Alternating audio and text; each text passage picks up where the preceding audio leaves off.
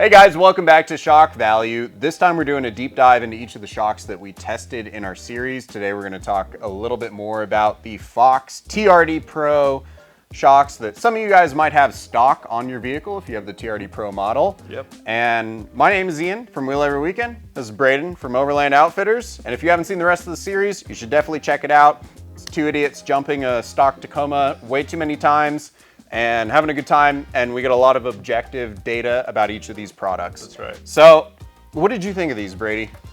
They were honestly incredible. Yeah. If you have these shocks on your truck, you should be stoked because they're an IBP, so an internal bypass shock, which gives you three zones, is that right? I have no idea. 3 or 4 zones maybe, who knows? Couple of zones, there's some zones in here, Yeah. which means that top out is softened, bottom out is softened, and then you have a nice ride zone in the middle. So they really whooped. They did. High speed was incredible, and then low speed was exactly what I expected out of these shocks because it was too firm. Yeah. And like I talked about before, these are an OEM product, so they have to pass like that safety test where they're like swerving around cones and stuff. So they can't make the ride zone too soft because then it won't be allowed on the vehicle to be sold at the dealership. So I'm thinking you could lighten up the ride zone in these and they would be insane. Yeah, which would require some rebuilding from somebody that actually knows what they're doing. Yep. But even as they are, they came in second in our test. Yeah, insane. So we were really stoked on these. And the top outs, like you'd expect in a bypass, top outs, non-existent. Bottom outs, smooth sailing. Yep. And yeah, we hit, I think, in some of the shocks that we didn't like that much, we were maxing out at 50 kilometers an hour in the rough section. And that was like rowdy. Yeah. These things, we were touching 70 kilometers an hour in those same sections. In full control, totally safe. I felt like if someone jumped out in front of the truck, I could hit the brakes and stop or swerve out of the way. And I wasn't like putting anyone in danger doing it. For sure. One of the interesting things about these shocks that I noticed compared to the rest of them, or you were pointing out, is that this actual physical coil spring is 2 inches shorter, at least at full droop, however much preload it has, than all the other shocks that we have, which is odd, but it does, works. it freaking works. Whatever they're doing, man. Woo! I think Fox really redeemed themselves from last time. Yeah, it's really interesting because if you watched our first Shock Value series ever, and actually last series as well, we keep trying to make the Fox 2.5s work, and they just aren't that great. Yeah. But these are great. They're incredible. So I don't know what the difference is. Like, we know that Fox can make an awesome product.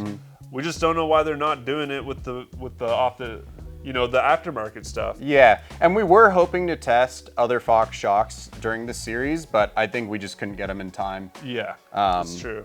So that was a huge bummer for us, but these are honestly really, really good. They're insane for just like you buy a truck, right off the lot, you can take it out and whoop it. Yeah, exactly. It's pretty cool. Something else cool about these, I assume that these are steel and aluminum or just aluminum? I'm not really sure what these are made out of, honestly, but a friend of mine actually just asked me, literally today, if he should replace these shocks on his truck. And I was like, well, I got some news for you. They're insanely good. So I actually persuaded him not to buy suspension from me, but he sent me pictures of them and they have 130,000 kilometers on them and they look exactly like this. Yeah, no rust. No rust, nothing. They're mint condition.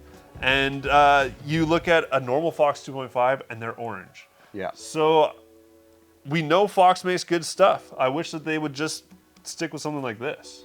Yeah, and I think this was a really cool contract for them to get from TRD, and it's cool that TRD was interested in an internal bypass product. This is great compared to a traditional bypass because there's no noise. Because some annoying customers complain about bypass noise because they need to grow up and just have shittier trucks, and then you just can't hear them. But yeah, and it's because it's got that second cylinder in there with the reed valves and the return holes and everything, and so you're not you know, no noise. There's not more maintenance needed. They have like the shafts are all protected.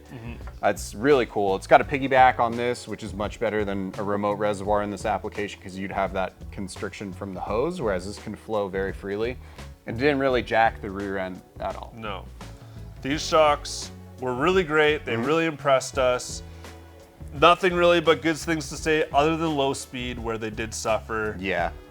But other than that, we really enjoyed driving these ones. So if you have them, I'd recommend keeping them, honestly, unless you want to spend a lot more money to upgrade. But just throwing any of the other shocks on from this series of tests, It's just not worth it. It's not worth it. Yeah, so unless you're willing to drop like maybe, I don't know, $4,000 on suspension, I would just leave this stuff on and just enjoy it. And like, if you're unhappy with the ride quality, especially off-road at speed, they likely just need rebuilt, which is fairly common for shocks that go off-road. They just need rebuilt. They don't, the seals don't last forever. It's just it's physics. The way it is. Yeah. Yep. All right, Ian, with stock shocks as a baseline 5 out of 10, what are you rating these? I gave them a pretty solid 8.5. And my reasoning behind that is just how phenomenal they were at mid to high speed. Although if I was just rating low speed, I don't think these would be in the top category at all, honestly. What about you? That's fair. I gave them a 9 out of 10. They were solid performers. Yeah. If I had these on my truck instead of the stock Bilstein, you know, whatever little yellow shocks, I'd be fired up. We were able to haul with these things. They're rebuildable. They really worked well. They never topped out hard. They never bottomed out hard.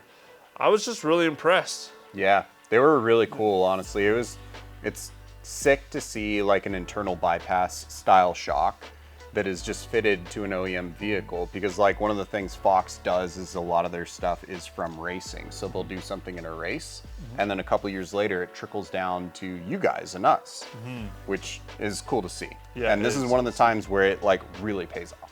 Definitely. So, thank you guys so much for watching this. We really appreciate it. If you guys are interested in any of these products, both Braden and I, we do sell shocks on our websites. There'll be a link in the description for both of our stores. And I just want to thank Overland Outfitters for coming down and doing the shock shootout. And we learned a ton this season. So that was really cool. It was a lot of fun. Good times. And thank you guys for watching. Like, subscribe, hit the bell, do all the normal YouTube stuff, and we catch you later. Bye-bye.